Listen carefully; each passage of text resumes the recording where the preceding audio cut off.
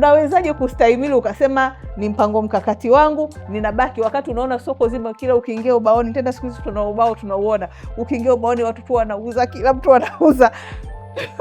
Kuna kwa uzoefu wenu, kuna ni njia gani unaweza ukadhibiti kuingia kwenye ule mkumbo na aidha kuuza au kununua? Sasa mimi kwa upande wangu nachoweza kukiona kikubwa sana ni kwamba ndo kama ni hivyo kwamba kwanza ku stick to the plan, lakini pili naamini hata wakulima wenyewe, yani ukiweka mbegu uweze kuichungulia kila siku, fukuka chungulia inakuwa kiasi gani kwa namna moja au nyingine. Ukishaweka ile mbegu unaiacha, unaamini inakuwa, unaimwagilia kila siku, na ndio kitu ambacho nawashauri wanahisa wengi sana, kwa sababu unapochungulia kila siku unaanza kupata mawazo mbalimbali ambayo yanaweza kama mazuri au sio mazuri. Sema uache investment zako usisahau, hapana, fuatilia, lakini fuatilia katika namna ambayo uzidi kuielewa ile investment. Sawa, umetaja, naomba niongezee.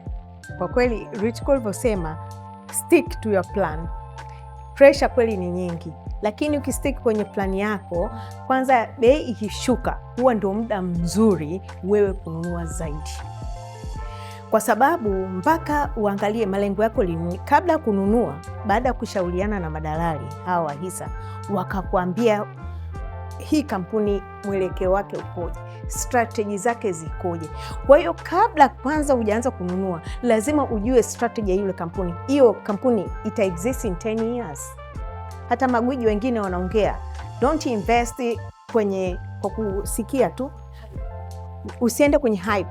Angalia, is it this company miaka 10 ijayo ipo? CRDB ina exist, NAB ina exist. So kama 10 years ita exist na kuendelea, wewe ikishuka kwanza furahi, nunua zaidi, ndio muda wa kununua ili yes. Sasa kuongezea hapo na kuweka disclaimer ndogo, ikishuka nunua, lakini kunabidi kwanza tujue sababu ya kushuka. Kama sababu inakuwa iniendelevu, unaweza ndo katoka, lakini kama sababu sio endelevu, unafanya nini? Nitakupa mfano kwamba ukiona kama sababu ni endelevu, yani kwa mfano hiyo upini imeshuka CRDB na benki nyingi zilishuka mpaka hizo levels, na zingine zilikuwa zizuri kabisa sokoni. Kulikuwa na mambo mengi, tulikuwa tunaona hali ya uchumi ilivyokuwa, lakini pia kulikuwa kuna vitu kama accounting policies zilibadilika ambazo zikafanya mabenki yaanze ku recognize hasara mikopo chechefu mapema zaidi. Kwa hiyo ile sababu ilikuwa kabisa hii sababu sio endelevu, kwa sababu wakisha recognize faida watarecover, mambo yataenda. Kwa kujua sababu, na mimi naomba nisisitize hapo, ikishuka jua sababu. Kama unaona sababu sio endelevu, nunua, ndio muda mzuri wa kununua. Kama sababu ni endelevu, hapo unaweza kuanza kufikiria kufanya nini, kutoka. Kwa hiyo kujua sababu ya kushuka ni muhimu, kujua kama niendelee kununua zaidi au niuze. Kwa sasa ni muda mzuri wa kununua, nisubiri, yani muda mzuri wa kununua hisa ni kipindi gani? Kwa mfano mimi naomba nijipendelee CRDB. Kwa hiyo tununue sasa hivi, tusubiri zishuke, tufanye nini? Je, afu generally kuna muda mzuri wa kununua, kuna muda wa kusubiri tununue zikipanda, zikishuka? Kwa uzoefu wenu ni muda gani wa kuingia sokoni? Kwa uzoefu wetu, zamani kulikuwa kuna hiyo theory ya muda. Tulikuwa naamini mwezi wa 12 watu wanakuwa gawana hela, wanauza hisa, bei zinashuka. Watu tulikuwa naamini Januari ni njaa kali, yani ilikuwa sema Januari. Januari effect, kwa sababu watu walikuwa wanalipa maada mengi, watu wanalipa kodi na vitu kama hivyo. Lakini kwa kuangalia historia ya miaka miwili pia naweza nikasema imekuwa ni tofauti. Hata sio miaka miwili, ukiangalia hata mzidi ya miaka miwili. Shares ya CRDB kwa mfano imeanza kupanda sana kuanzia mwezi wa 12. Pindi wote tulikuwa tegemea tutakuwa na njaa. Na hata mwaka juzi ilikuwa ni hivyo hivyo. Januari share imepanda vibaya mno. Na kipindi ambacho tulikuwa tegemea watu hawana hela ndio watu wamewekeza sana. Kwa hiyo ile theory ya kusema to time muda fulani, tulikuwa zamani tulikuwa tegemea baada ya dividend shares zinashuka. Sababu ndio unajua akinunua mpaka mwakani unapata dividend tena. Lakini tumeona tumekuwa proved wrong. Sasa kwa hali ilivyo, kiukweli mimi nashauri ukiwa na hela wekeza. Ukipata ile hela wekeza. Inasaidia mambo mawili. Kwanza ile hela ikibaki utaitumia. Kwenye mambo yasiyo na tija. Kwenye mambo yasiyo na tija. Lakini pili, ukisema utime the market will time you. Utaona bei ya leo, ngoja nisubirie ifike bei hii, afu nashangaa bei inapanda, afu unajua kununua kwa hiyo bei. Na tumeona watu wengi wakiwa katika hizo situation. Kwamba mtu anasema ngoja nisubirie, baada ya gawio anashangaa baada ya gawio bei imepanda na anunua kwa bei kubwa zaidi na gawio kalikosa. Tutasema ngoja nisubirie Disemba, bei itashuka Disemba, ile pale ndo bei imefanya nini? Imefumuka. Kwa kama una hela sasa hivi na niko katika mpango wako kuwekeza, mimi nashauri uwekeze.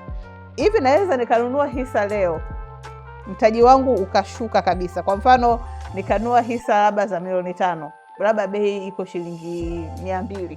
kwa mfano, alafu hiyo bei ikashuka mpaka nikabaki sina mtaji, inawezekanika? Kusema huna mtaji, yani hisa iuzwe kwa shilingi 0 haiwezekaniki. Lakini ikitokea bale kampuni imefilisiwa au imeondolewa kwenye soko la hisa, unaweza kukuta kabisa kama pale sasa ni kwamba inaweza kabla na thamani, lakini ukakuta thamani yako huwezi kuipata. Umenielewa? Kwamba kwa namna kwamba unavyowekeza kwenye soko la hisa, umenunua hisa kwa bei labda 200 kama ulivyosema, bei itazidi kushuka, lakini tunaamini sasa itafika bei fulani mtu ataona hii ni bei rahisi na utaanza kununua, kwa bei itapanda. Hata ingine itakuwa na hisa ambayo inasoma shilingi 0. Sababu mesha kwanza tutakuwa achukua hizo bure hizo hisa, na I'm sure hamna mtu atakayekubali kuacha kitu cha bure. Kwa hiyo the time ambapo investment yako utasoma ni 0 ni pale ambapo ile kampuni imefilisiwa na wameshauza mali zote, wamelipa watu wanawadai, afu haijabakia hata shilingi 100. Kwa wewe ni mwanahisa utakujikuta ukifanya nini? Umelose. Lakini kama kampuni bado inaendelea kufanya kazi, bei inaweza ikashuka ikapanda muda wote. Hiyo ni kawaida. Hiyo ni kawaida. Na tuliona tumeingia sokoni, mimi nimeingia sokoni sasa hivi kwa 350, nikana sikia stories za kwa 520. Ikashuka mpaka shilingi 95. Tulikuwa kuna event pale Hayati. Tukasema kabisa kwamba it was a special forum what to do when the market is going down. Kipindi kile shares zote zimeshuka. Tukanaambia watu bwana, ukiangalia value ya hizi kampuni ni buy more. Wewe unao kwa 350. Leo kinao kwa shilingi 95 umedilute ile average investment yako. Kwa baadaye ikifika bei fulani unajikuta tayari umeshafanya nini? Uko tayari umebreak even. Nimekuelewa. Kwa hiyo tusiwe wavivu kutafuta taarifa na kuelewa ni kitu gani kinatokea na mipango mikakati, na hizi simu tukiona labda makampuni yanafanya results call, tuingie tuelewe ili baadaye tujue, yani tujue kwa nini tunaendelea kununua. Sio? Information is power, eh? The more information unapata unakuwa unafanya maamuzi kwa na taarifa. Yaani maamuzi unayofanya na hata hizi bei unazoanza zinafanya na kushuka sometimes zinakuwa kwa sababu ya taarifa husika. Kwa kadri unavyozidi kuwa na taarifa unazidi kufanya mambo, yani uwezo ukasema ni kamali kwa sababu sasa mimi nilijua hii itapanda kwa sababu ya taarifa 1 2 3 4 5. Lakini sasa kwa yule mtu ambaye ananunua alafu hajui chochote kwa nini amenunua, hajui kwa nini bei iko hapo, hajui bei inaenda wapi, huyo ndo atasema hisa ni kamali. Lakini kiukweli katika hii soko information is power. Na hizi department ambazo mimi na Daglori tupo, investor relations, ni kazi yetu kutoa hizo information na kuhakikisha kwamba mna taarifa zote ambazo zinawezesha wawekezaji kufanya maamuzi sahihi, sio? Wote na ni uzuri kwamba naona taasisi nyingi sana, sisi na wengine wote tuko tayari kutoa taarifa kwa wawekezaji wetu.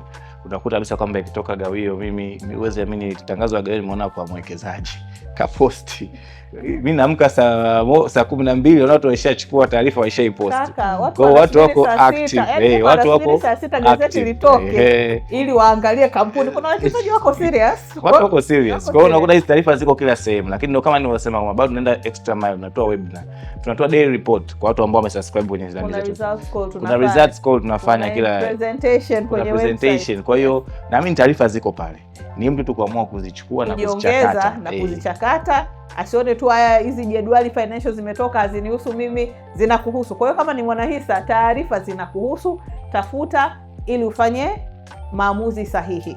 Sasa swali la mwisho, sina hela nyingi, kipato changu ni kidogo, je, ninafaa kuwekeza katika hisa au nisubiri nidundulize ndo niwekeze?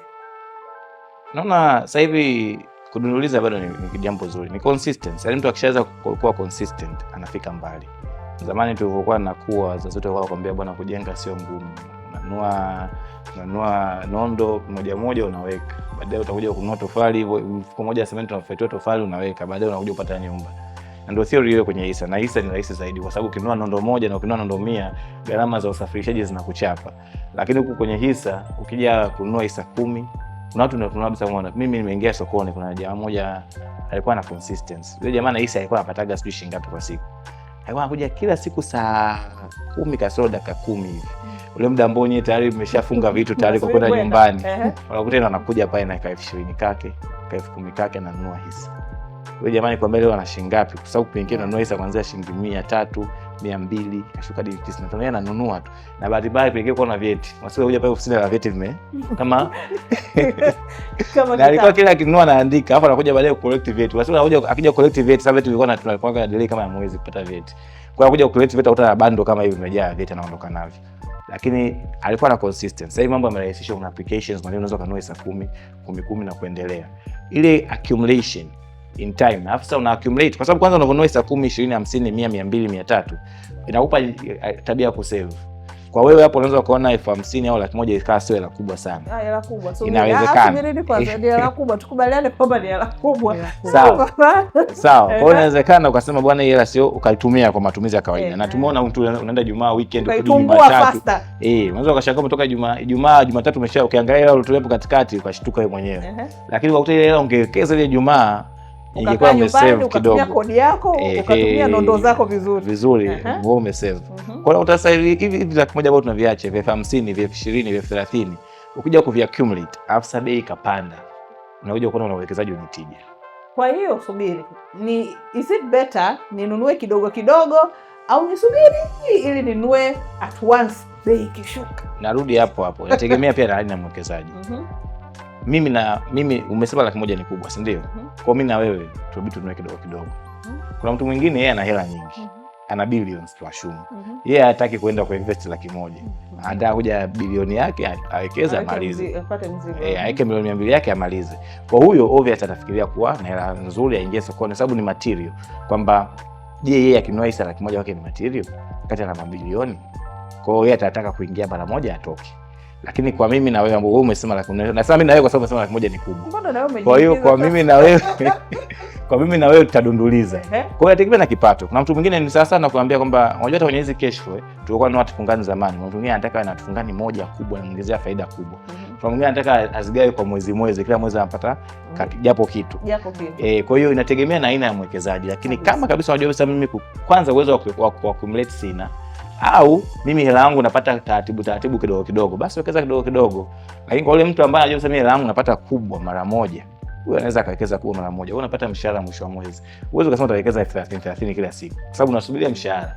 Labda kama una kipato kingine kwa pamoja. Kwa hiyo ukija mshahara ndo utachukua asilimia kadhaa utaingiza siku moja. Usije ukajikuta unapata mshahara alafu ukagawa ile unapata laki ili ninunue. Yani kwa sababu mimi kwa sababu mimi mshahara wangu nimesema nitanunua 400,000, ila lakini nitakuwa nanunua 20,000 kila siku. Hiyo hai make sense. Bora uingie na 400,000 utoke.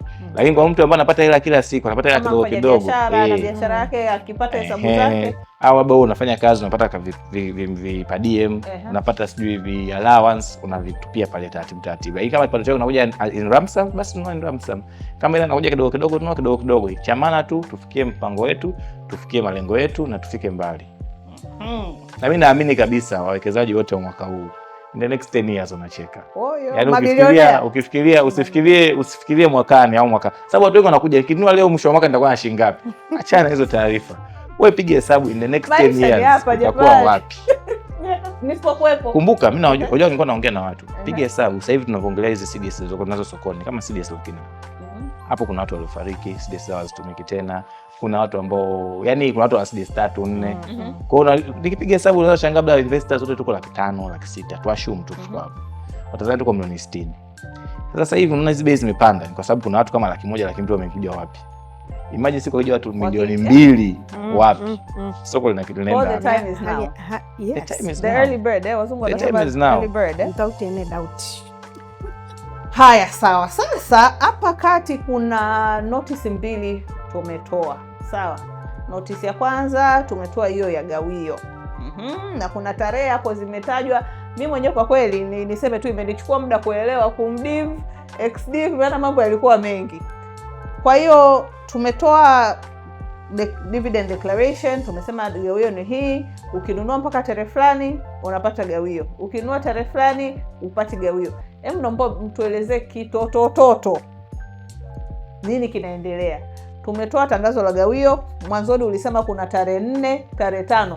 Tofauti ni nini? Nikinunua kwa mfano mnafunga tarehe 4 au tarehe 5? Tarehe 4 ndio mwisho. Kwa hiyo nikinunua tarehe 4 napata gawio. Nikinunua tarehe 30 napata gawio.